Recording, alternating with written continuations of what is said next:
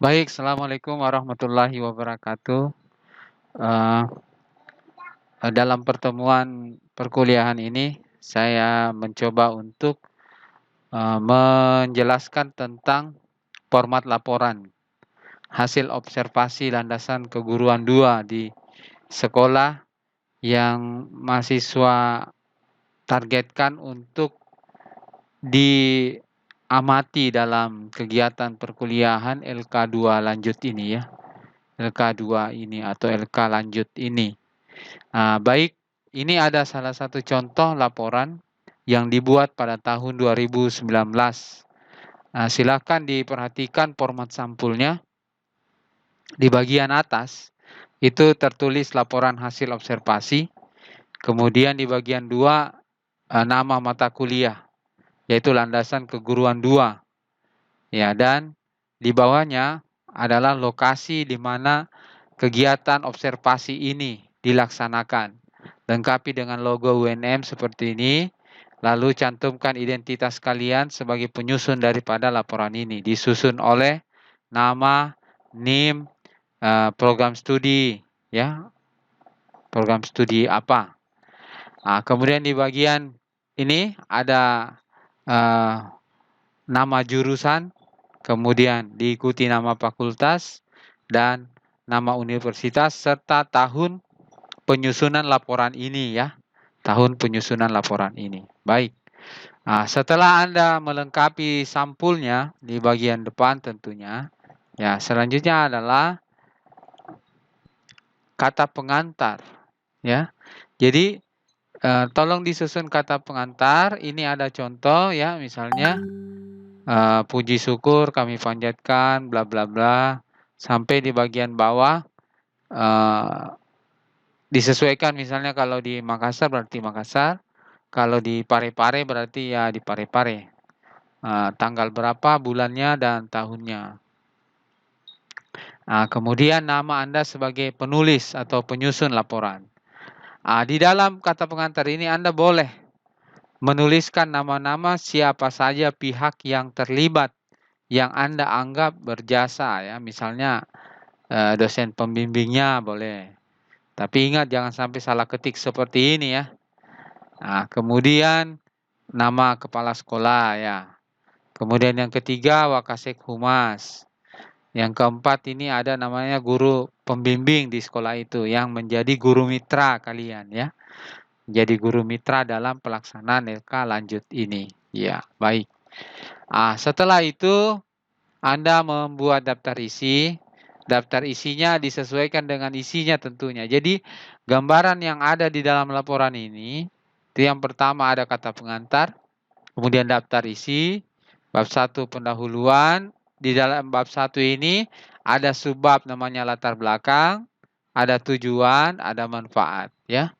Ya, silakan disesuaikan. Kemudian bab 2 kita menyebutnya dengan metode pengamatan. Metode pengamatan ini terdiri atas A. Atau pertama, lokasi dan waktu pengamatan. Kemudian metode pengumpulan datanya. Dan yang ketiga adalah prosedur analisis datanya. Iya, prosedur analisis datanya. Sebelumnya mungkin pada saat pembekalan saya telah menyampaikan bagaimana pelaksanaan kegiatan di lapangan itu. Tergantung mahasiswa sekalian menggunakan metode apa saja di dalam mengumpulkan data ya. Kemudian bab 3 hasil observasi dan pembahasan. Di bab 3 ini ada 6 hal yang perlu kalian perhatikan. Yang pertama adalah profil sekolah. Yang kedua atau B, profil guru mitra ya. Profil sekolah, profil guru mitra. Kemudian C, data hasil respon guru ya. Ini bukan responden tapi respon guru. Data hasil respon guru terhadap perangkat. Ya. Kemudian data hasil observasi perangkat. Ya, data hasil observasi perangkat pembelajaran yang dimiliki guru mitra. Jadi kalian mengobservasi, mengamati ya perangkat pembelajaran yang dimiliki oleh guru mitra dan kalian kemukakan hasil pengamatan itu. Kemudian yang kelima adalah perbedaan perangkat pembelajaran yang kalian telah susun di P3M pada mata kuliah P3M dengan apa yang kalian lihat dari perangkat pembelajaran guru tersebut. Ya, kemudian yang keenam, hasil implementasi di dalam kelas. Nanti kita lihat detailsnya ini seperti apa ya. Kemudian bab 4, Anda lampiran hasil observasi. Jadi yang pertama adalah data respon guru mitra.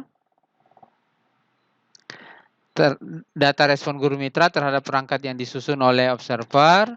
Kemudian data perangkat pembelajaran guru mitra. Kemudian yang ketiga ini dokumentasi hasil observasi. Ya, dokumentasi hasil observasi. Yang keempat ini bahan presentasi. Dokumentasi hasil observasi ini ya nanti kita lihat detailsnya seperti apa ya. Baik, kita mulai dari bab 1 dulu. Di bab 1 ini ada latar belakang. Ya. Silakan kalian susun. Ini ada contoh ya, misalnya perkembangan pendidikan di Indonesia. Ya. Ya, nanti disesuaikan dengan apa yang kalian lihat dan tujuan daripada perkuliahan ini. Ini ada contohnya. Kemudian bagian B itu adalah tujuan. Jadi tujuan dilaksanakannya landasan keguruan ya. Tujuan dilaksanakan landasan keguruan ya merupakan lanjutan dari mata kuliah pengembangan kurikulum. Ini melengkapi apa yang sebelumnya kalian dibekali dalam materi pembekalan sebelumnya ya. Kemudian yang ketiga adalah manfaat. Manfaat ya silakan dikembangkan.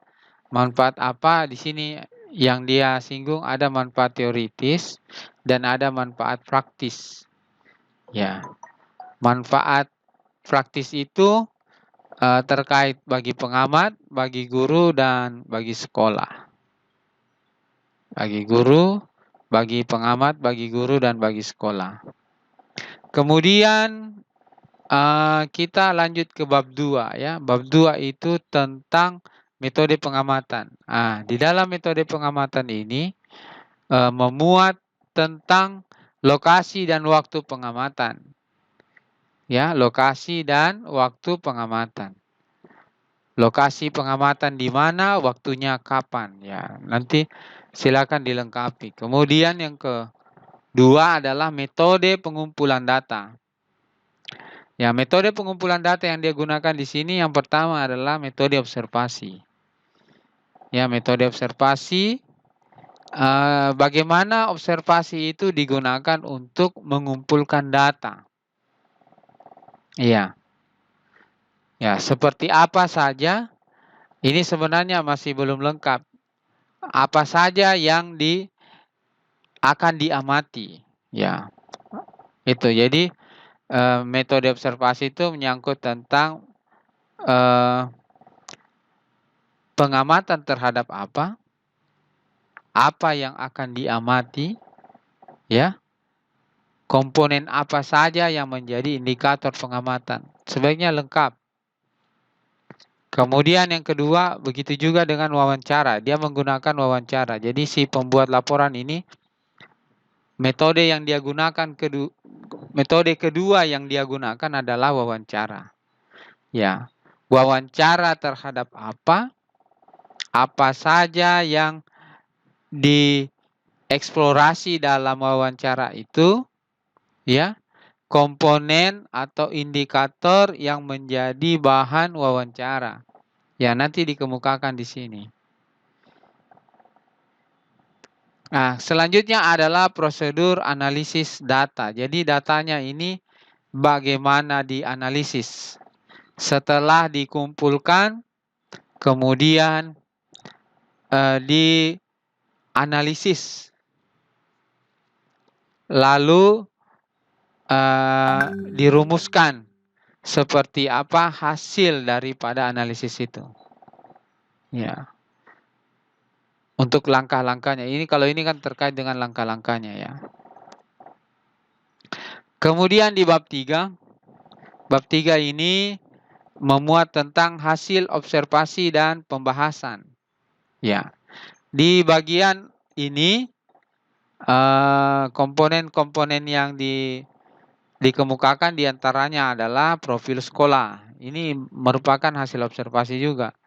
Profil sekolah, profil guru mitra, ya. Profil sekolah, profil guru mitra. Ini profil sekolah menyangkut tentang nama sekolah, nama kepala sekolah, ya.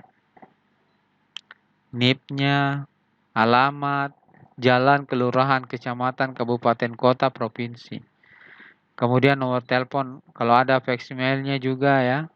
Kode pos, email, website, nomor NPSN, nomor NPSN dan nomor NSS. Akreditasinya apa ya. Kemudian profil guru mitra itu menyangkut nama, nomor handphone, alamat, email, pengalaman mengajar.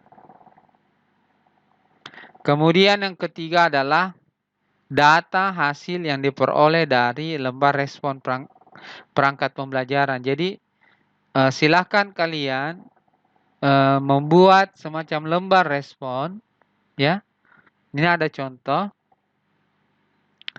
ya, lembar respon. Kemudian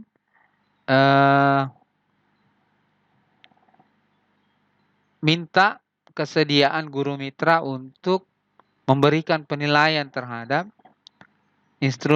terhadap perangkat yang kalian telah susun. Bagaimana responnya? Ya. Misalnya ini yang pertama adalah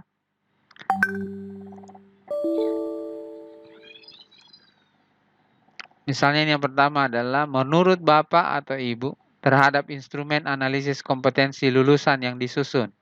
Jadi kalian harus menyiapkan analisis kompetensi lulusannya ya.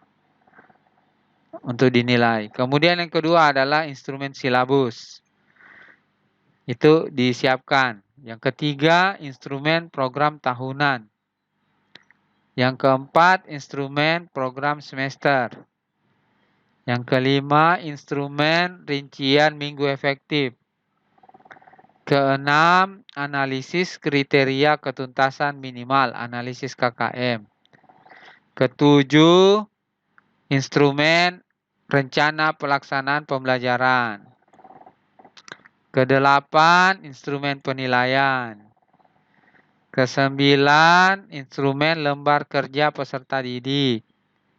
10, instrumen bahan ajar ya. Ya itu. Jadi ada 10 ini yang diminta. Boleh ditambahkan kalau ada yang lain ya. Kemudian di bagian D adalah hasil observasi perangkat pembelajaran yang dimiliki oleh guru mitra. Nah, jadi kalian juga mencantumkan hasil pelaksanaan pengamatan terhadap perangkat pembelajaran yang dimiliki oleh guru mitra. Misalnya dalam pengamatan ini yang berhasil didapatkan datanya adalah kurikulum. Kemudian perangkat pembelajaran yang terdiri atas analisis SKL, KD, dan KI. Silabus, ya. Program tahunan, program semester, KKM, RPP, penilaian, ya. Kemudian juga dia mengamati tentang strategi. Dia mengamati tentang sistem evaluasi, ya. Kemudian RPP, media, bahan ajar, perangkat evaluasi, ya. Setelah Anda mengemukakan hasil pengamatan perangkat pembelajaran guru mitra, selanjutnya adalah perbedaan perangkat pembelajaran.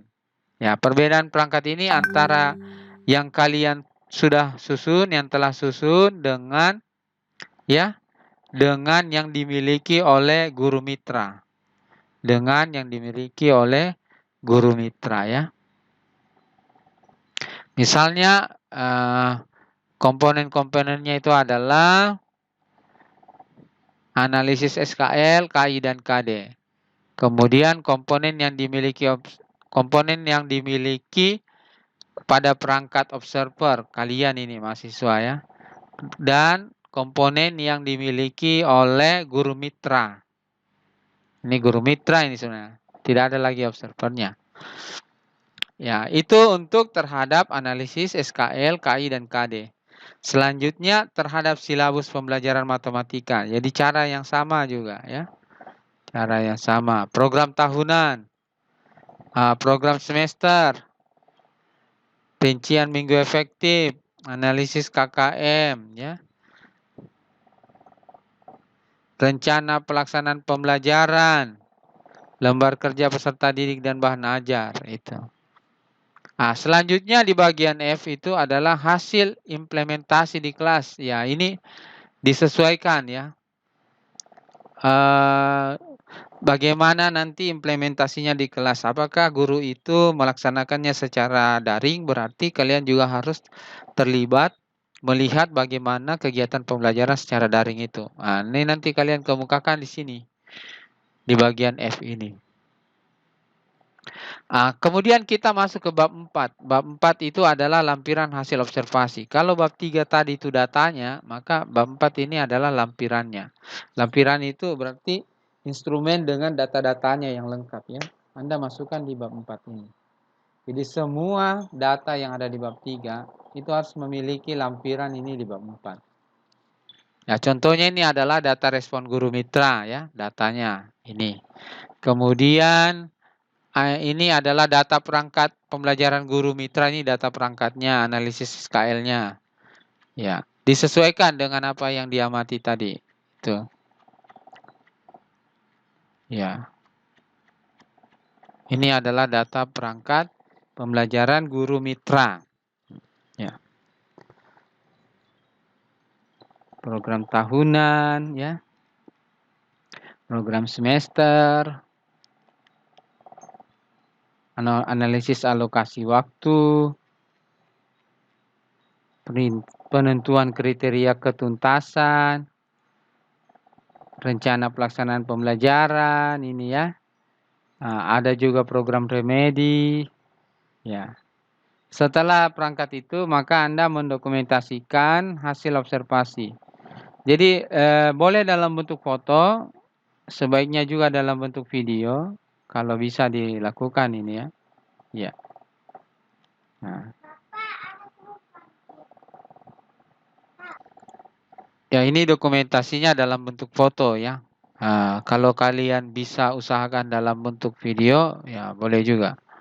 Ya, baik. Ya, nanti juga siapkan bahan presentasinya itu sebagai lampiran di dalam laporan. Format laporan. Ya, baik. Saya kira penggambaran isi laporan ini akan mengarahkan kalian seperti apa instrumen yang digunakan. Seperti apa instrumen yang digunakan. Ya. Iya, kemudian juga ini ada contoh catatan harian pengamatan landasan keguruan 2. Nama observernya adalah Aswin, NIM kelas prodi ini lengkap. Kemudian lokasi observasi adalah SMP Negeri 26 ya. Nama guru mitra Sri Suryawati SPD ya. Di tabel ini dicantumkan nomor, hari, tanggal pelaksanaan observasi, kemudian nama kegiatannya ya. Kemudian capaian yang diperoleh, bukti observasinya itu dokumen, foto, atau lainnya. Ya, ini adalah contohnya.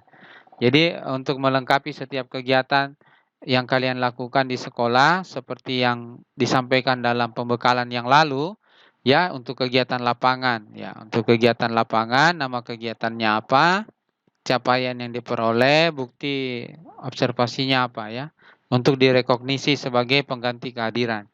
Ya. Baik, itulah gambaran tentang apa yang akan kalian laksanakan di dalam kegiatan landasan keguruan 2 ini. Ya, untuk itu terima kasih ya atas perhatiannya. Assalamualaikum warahmatullahi wabarakatuh.